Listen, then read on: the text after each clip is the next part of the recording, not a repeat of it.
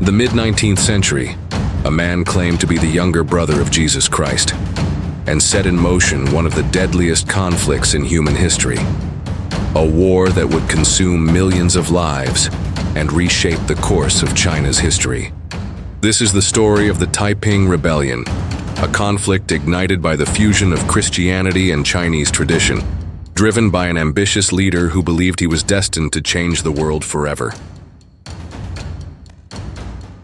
Hong Xiuquan was born in 1814 in the southern Chinese province of Guangdong. Coming from a poor, humble family, his early life was marked by failure. Despite repeated attempts, Hong couldn't pass the imperial exams, an essential step toward success in China's traditional civil service. But in 1837, after yet another failed attempt, Hong had a life-changing vision. Hong fell ill and experienced a series of dreams. In these visions, he claimed he met God and Jesus Christ, who revealed to him that he was, in fact, the younger brother of Jesus Christ, sent to bring salvation to the people of China. Hong's newfound faith led him to abandon his old life and adopt a radical new religious ideology, which he called the God-worshipping movement. This was no ordinary form of Christianity.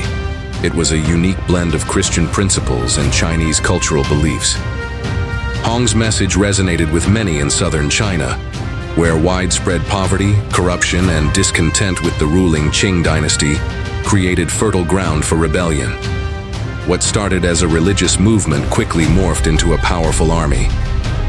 By 1850, Hong Xiuquan and his followers declared the formation of the Taiping Heavenly Kingdom, with Hong as its heavenly king. The movement now had a clear mission: to overthrow the Qing dynasty and establish a new order, guided by their interpretation of Christianity.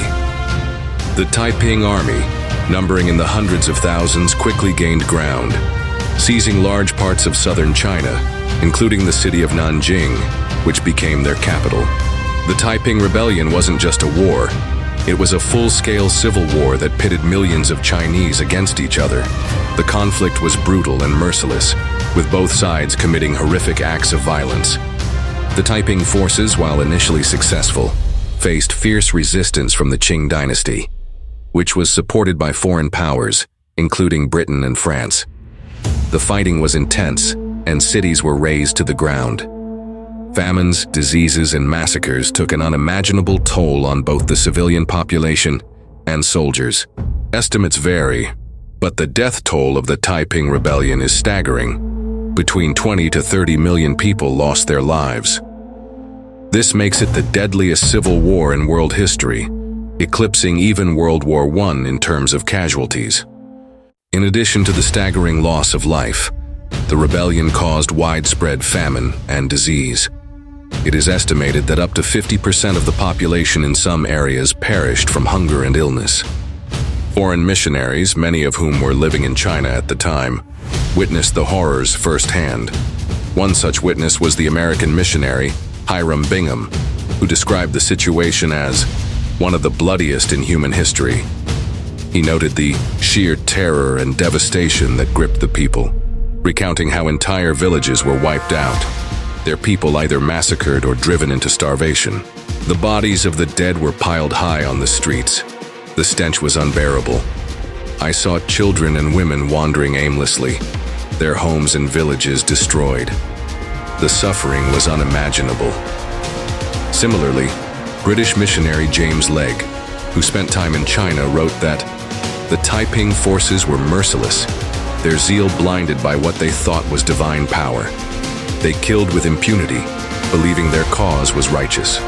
He recorded accounts of entire cities being razed to the ground and civilians slaughtered in the name of the Taiping cause. There is a strange fanaticism in the air. Though they claim to follow Christ, the horrors I witnessed cannot be justified by any faith. It is a war of both bloodshed and false prophecy. As the years passed, Hong Xiuquan's leadership became more erratic. Isolated in his capital, he began to indulge in extravagant living, disconnected from the suffering of his followers.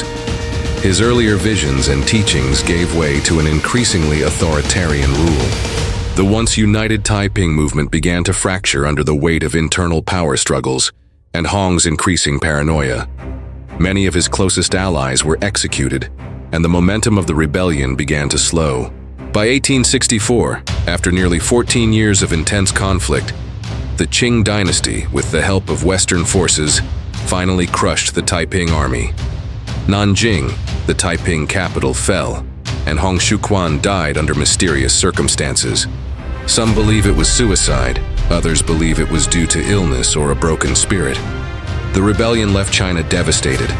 The exact number of deaths is still debated, but it is widely agreed that the Taiping Rebellion resulted in between 20 to 30 million deaths, making it one of the deadliest wars in history. The destruction of farmland, the spread of disease, and the sheer scale of the violence had long-lasting effects on the Chinese population. Although the Taiping Rebellion ultimately failed, it had a profound impact on China. The Qing dynasty never fully recovered from the devastation, and the rebellion's legacy of anti-imperialism and revolutionary ideas would influence future movements, including the fall of the Qing dynasty in 1911. Hong Xiuquan's Christian revolution may have been crushed, but it contributed to the rise of ideas that would eventually overthrow the imperial system that had ruled China for centuries.